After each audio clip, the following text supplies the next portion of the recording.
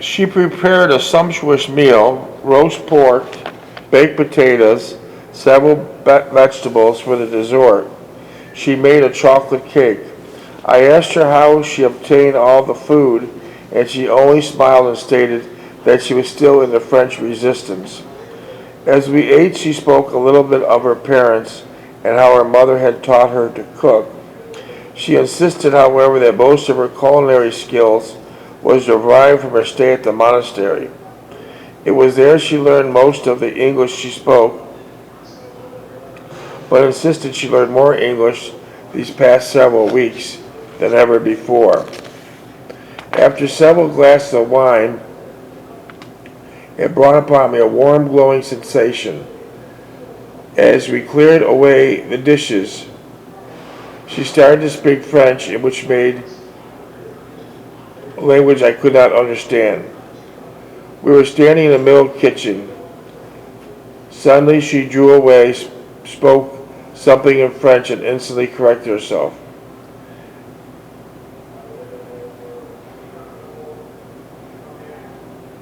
We sat there for a while and talked some more, and we divulged what we felt for each other. I have become very fond of you, she sighed, looking deeply into the flickering fire. I looked up at her, and there were tears in her eyes. I knew I cared for her very much. I got up and stood before the fireplace, facing her. She looked angelic and beautiful, and we continued to smile at me. I knew that she loved me, and instantly there was only a preempted by a higher altruistic love.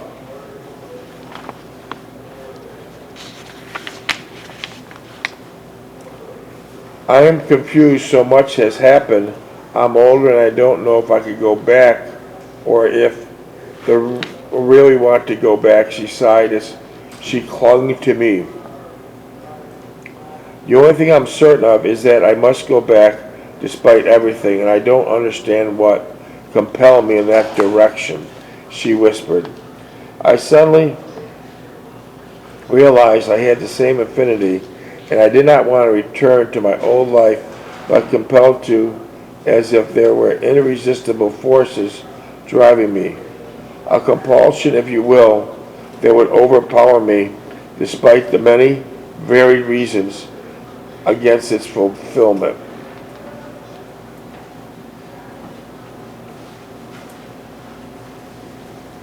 She looked at me and sighed, I'm sorry I'm acting childish. She then put her head on my shoulder. You know, I have a similar problem to yours, but on a much larger scale. What? Do you want to become a priest? Good. We'll both go down to the same monastery. She blurted out, and we both burst out laughing. She blew her nose with my handkerchief and then asked in a more serious tone what problem I had. I thought for a moment, then related it briefly as I could how I accepted the increase in responsibility at home, determined, and my own self-interest. I hesitated for a moment, but her evident interest had propelled me onward. I continued. As my mother, accustomed to my dependency, it became hard to look and go seek my own way of life. After my father's death, things became worse, and I realized my mother depended on me almost entirely. I felt frustrated and piqued during my older brother and younger brothers were seeking out their own life, were areas like accepting more and more responsibility of the household or the family unity. I was in reality relinquishing my own personal desires and interests for so-called good of the family. I knew now that it was foolish and inept course of action on my part, but I'm afraid I'm still suffering from the same consequences of my actions. Renee was listening attentively, and I was literally amazed as I realized how much of my private thoughts and feelings I was disclosing, something I would never have done under any circumstances. She prodded me and continued until I could see that she was deeply interested. I wanted to stop here, but she took my hand and kissed it, looked up and said, "Please go on." I squirmed a little sitting on the couch next to me and took a deep breath and continued. My entrance into the Army gave me a perfect opportunity to break away and at the same time condition my mother to take charge of her own life. What was I fighting instead was that I couldn't let go. Although many choices presenting themselves,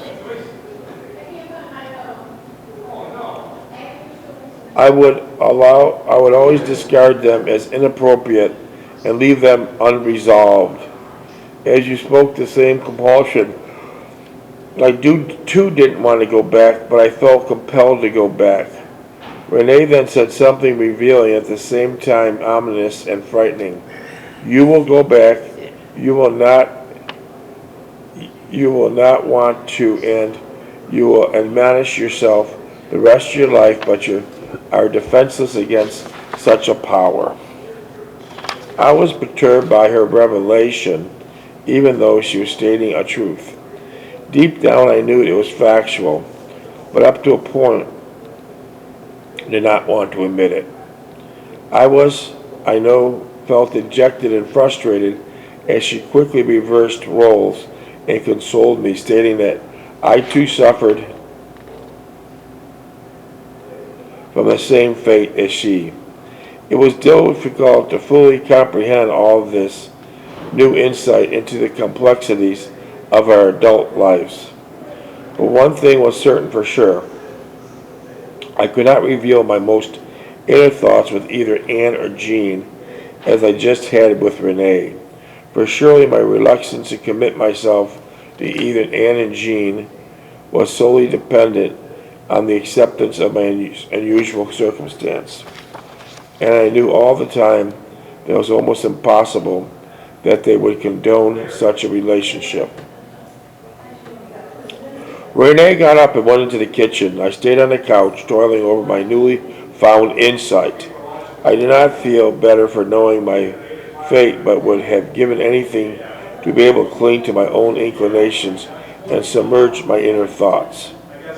My thought of returning home was repulsive to me. However, as Renee stated, I would not like it, but I would return. I had acquired a bit more, and she explained in French, a black beast, an object, strong, fear, aversion. Renee returned with a tray of tea and tarts. As she set the tray down, handed me a cup. She sat next to me. Our eyes met, and we knew that we were inseparable, permanent bond between us that would last entire lifetimes, even if we were separated and did not communicate with one another. I looked at her as she gazed into the fireplace at the dying embers. Her demeanor was peaceful as she resigned herself to her fate. You're going to discard everything, your family, the love of someone, and a life companionship, and sharing for what? A life in a cold, drab monastery, never to speak or know the love of a normal life? I blurted out, somewhat surprised at my utterance. She looked at me and took my hand and declared softly, you are going to do the same thing. Return home, take responsibilities where you left off. You'll regret it and find it painful and disheartening, but you will do it because you know you have no other choices. Let's break away, I pleaded. We don't need to get snared into this trap not to realize what's happening to us. We can be free of all this if we only permit it to happen. Let's do it and analyze it later when we are older. As I spoke these words, I felt a pang of hope and a sense of freedom that I would finally be liberated from my torment and new life would be starting for Renee and me. It was short-lived. Do you realize that it's too late for us? We are set our course and now we must follow it. We have no other choice. Renee muttered, holding my hand tightly. Suddenly everything was swirling before me. My father's death, arguments and struggles at home, my brother's apathy for my mother, dependency on me, Ann, Jean, Fink, Lape, and squad members who were killed. It all came together on one huge phantom, a floating wreckage of my life. The next thing I remember, Renee was talking to me, but I did not realize what she was saying. I took her in my arms and began kissing her. I realized that Renee was right. I could do nothing else. I sent a cold shiver throughout my body and was not prepared for starting Revelation. We held one another, gazing into the burned out fire in the fireplace, which reflected what was symbolic of our future lives. We sat there in a deep concentration, discerning our future. It was pensive and deliberate. After a while, Renee turned to me and said it was getting late. I knew she didn't want me to leave, and I did not want to go either. I lingered into the very last moment. Will I see you tomorrow? I asked. Oh, yes, she declared. We'll still have much to talk about before you leave. Yes, sister, I rejoiced, and she let out a small laugh, holding me around the waist, and made my way to the door. She whispered good night until tomorrow and kissed me. As I rode the Metro back to the hospital, I was totally distraught and angry at myself. I had handled the entire episode badly tonight and in the wrong perspective. I had done the same thing with Ann and Jean, made all kinds of excuses for my ineptness, and I was thoroughly disgusted with myself. I then thought of Renee and what lied ahead for her, how she would never know the love of her own children or the comfort of someone she loved, dearly the warmth of his bodies in cold winter nights. She would live among the strangers her whole life and not know intimacy of man and woman. She would devote her whole life to loving and caring for everyone else, yet there would not be no one who would reciprocate and show her love and understanding. Then at the end of her life, there would be no one at the end to extol her virtues and remember her. She would be gone and forgotten forever. No one would bring her up for good works or even speak of her. There would be no children to carry on her tradition and namesake. All of her good works would be to no avail and satisfy no living purpose, except an ideal, deep-rooted belief. It was not fair, but the what in life would be judged fair or unfair. You have fulfilled its objectives and perceived them, nothing less and nothing more. Life was an exclusive quest made up of loose ends, moral ambiguities, and shades of gray. The next morning I checked the bulletin board for any news of anyone shipping out. There was a short notice stating there would be 2 final shipments. They would encumber most patients within 2 to 3 weeks stay here. They would certainly include me, and I could already feel the tenseness in my stomach as I read the notices. I would soon be moving back up, and my stay with Renee would be as before, related to only memories and fond reminiscences of events and emotions. I did not dissuade Renee from her chosen goal, nor was it my intent. Her penchant for her sanctity was not mine to judge or alter. Besides, I could no more influence her than I could resolve my own dilemma. After breakfast, I waited around patiently for the distribution of passes at 1200 hours. It suddenly occurred to me that I had forgotten my knit sweater and left in Renee's. I quickly went over to Supply Depot at the hospital and supplied sergeant. There was gracious enough to give me my replacement after I told him I had lost my initial issue. I had developed good sense with the young lieutenant in the orderly room, and I was only one receiving a daily pass that week. She would smile and stamp my pass and chortled at me about how I was taking the advantage of the good nature. It took all the good naturally and thought would also miss this aspect of my stay here, with her very pleasant and relaxing. After a short while, I was at Renee's front door, and she greeted me with a cheerful bonjour. She was wearing my knit sweater, and I remarked that it never looked that good on me. She smiled, took my hand, and led me to the kitchen, where there was an aroma of something savory cooking on the wood-burning stove. She had also set the table for two with the familiar white napkins, which she had washed and pressed before using again. As she removed my sweater, I could see that she was dressed in a very nice manner. She had a tight, short dress. Her legs were sheeted in fresh-colored nylons. She hinted that she made some French onion soup, which would go well today as it's quite nippy outside. As she talked about the meal she had prepared for us, I got behind her and put my arms around her waist and started kissing her. She broke away and went back to the stove, her high heels clicking on the tiled floor.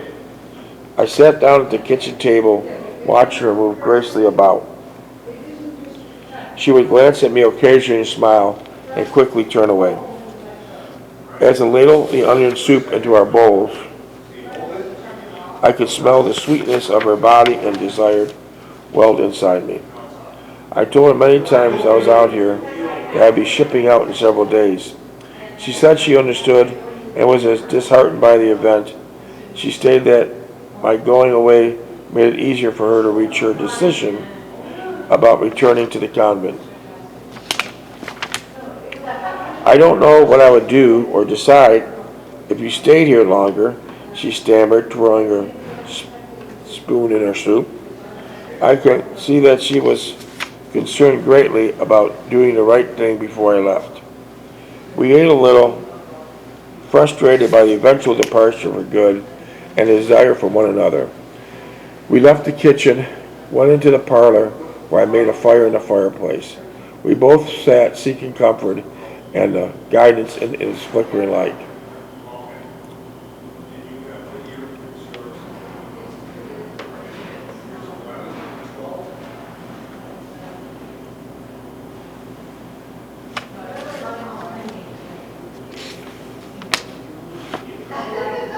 I would long remember our moment strangely, and it gave me great comfort in certain times ahead. I recall how she looked in the pangs of despair and torment. She laminated not fulfilling her role. You're not feeling too bad about, I declared. I admired you, and yes, I love you, always will.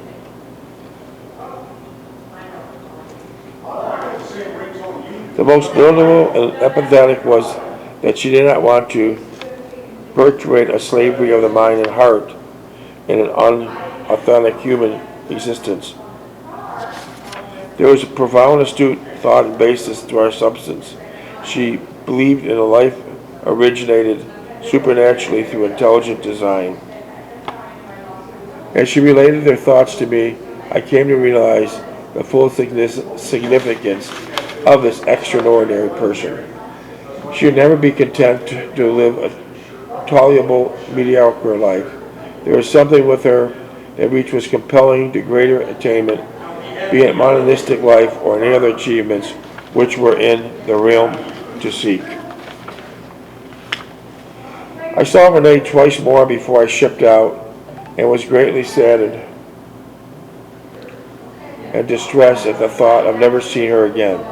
I wanted to make something of our relationship, and once again I failed desperately, as I had done in the past. Even though we had much in common, there was always that narrow band that kept us apart from the distance from one another. I knew that she would never be content or happy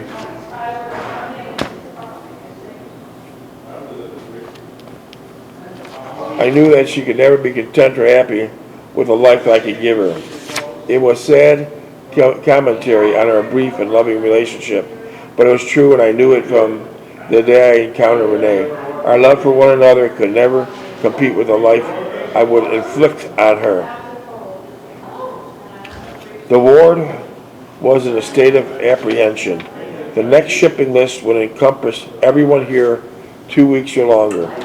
The thought of what lay ahead of me and a sense of trepidation and dread, leaving Renee into my feelings of angst and insecurity.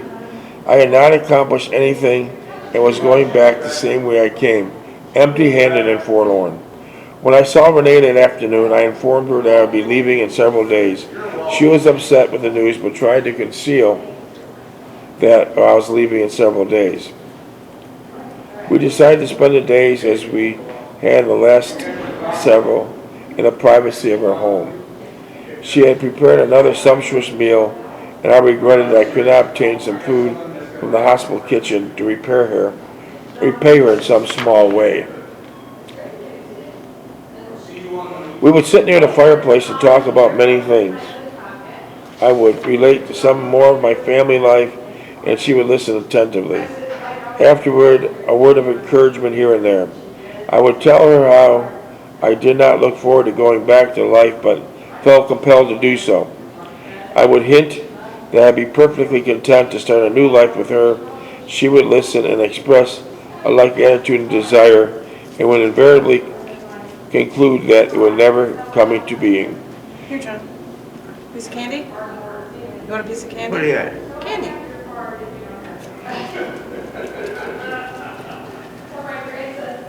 She was still wearing nail polish. I remarked about it.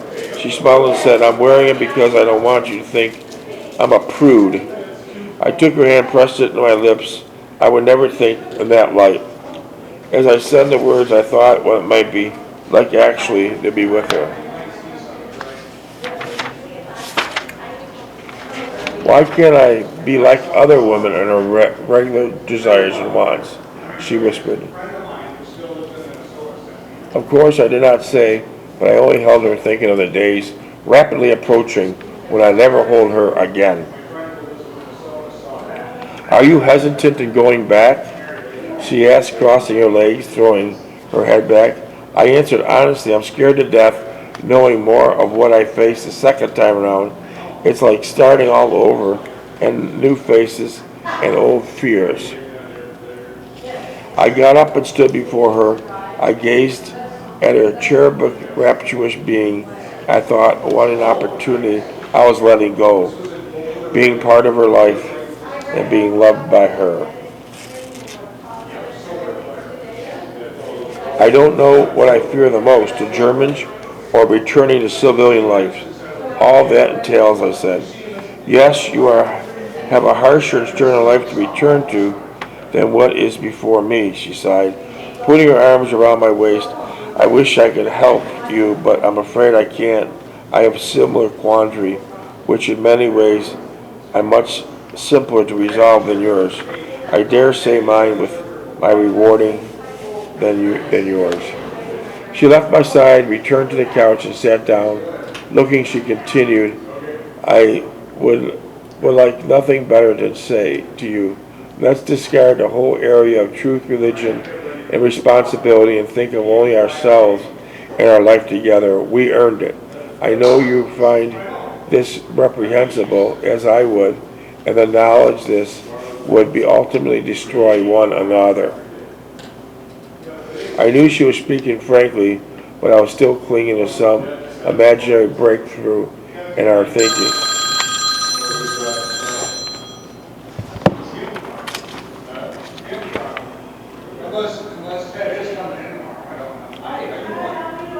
After a while, we both sat holding one another, knowing that our time together come to an end, and that soon we'd be on our separate ways, probably never to see her or hear from her again, becoming only a memory which would fade into time, into the subconsciousness. I would only emerge at some thought or sight that would trigger a response, and then a few moments of reflection that would be gone again. It all seemed so hopeless and senseless. Before I left Renee that night, I asked if we could have dinner tomorrow, our last time together. She agreed instantly and said gleamingly that she would dress for the occasion. I replied rather, "Don't dress too sexy, you know that what you do to me when you do that." I smiled, putting my hands on her No, you keep it, wear it in the convent, in the convent, and think of me when you do." She smiled slightly and replied, "Mercy, I shall keep it always." I left Renee that night with a sense of forlorn and despondency, at the same instant of feeling resignation to my fate. I knew that Renee would be happy at the convent and the content in her new life, and content in her new life. This much I was certain of, and I felt good about that, for all the uncertainty to our relationship generated. I was thankful and blessed I knew someone like Renee. I probably have never met her except for the chance of meeting her in the park that fateful day, and that alone indicates how fate stepped in enlightening each other in our lives. As for me, well, I would have to struggle through my own dilemma in my own way. I knew how by myself without the aid of anyone. Although I had been considerably enlightened in this past year and would have more personal experiences to relate to. In the final analysis, it still came down to the same thing, the same equation. I wanted what I wanted to do and against what I must do. That night at the hospital, the word was out. We'd be shipping out the day after tomorrow. The one-day delay was solely attributed to transportation logistics, and I'd be grateful for the small favor. I felt some despondency and despair, not only for leaving Renee, but also good light I was leaving here at the hospital. I was almost to the point of not dreading the coming of nightfall. As I did everything while in combat, the cold was another condition what I would have to get accustomed to all over again. I certainly did not look forward to that situation. Although my future was uncertain, at least here for a moment, I was assured of living through the next day without any great effort on my part. The war was going well for the Allies here in Europe. The German massive counteroffensive, the Battle of Bulge, had been stopped dead in its tracks. Here toward the end of February, the German war machine was back to the Rhine River. Even now, there were some Americans and British units engaging the enemy on their own soil. There was much talk of the war ending soon here in Europe, and we could feel the sense of anticipation here at the hospitals, even more so in the streets of Paris, with many thousands of Allied troops still stationed here. It was almost the same situation we encountered when we arrived in the UK. Then as now, there was a great hope of the war ending before Christmas, with us becoming an occupational force. Of course, that reality had been shattered with a German mass attack on 16 December, resulting in over 8,000 Americans killed and 12,000 wounded, and over 21,000 missing in action. The German casualties were much higher: 46,000 killed, 57,000 captured, and 50,000 wounded.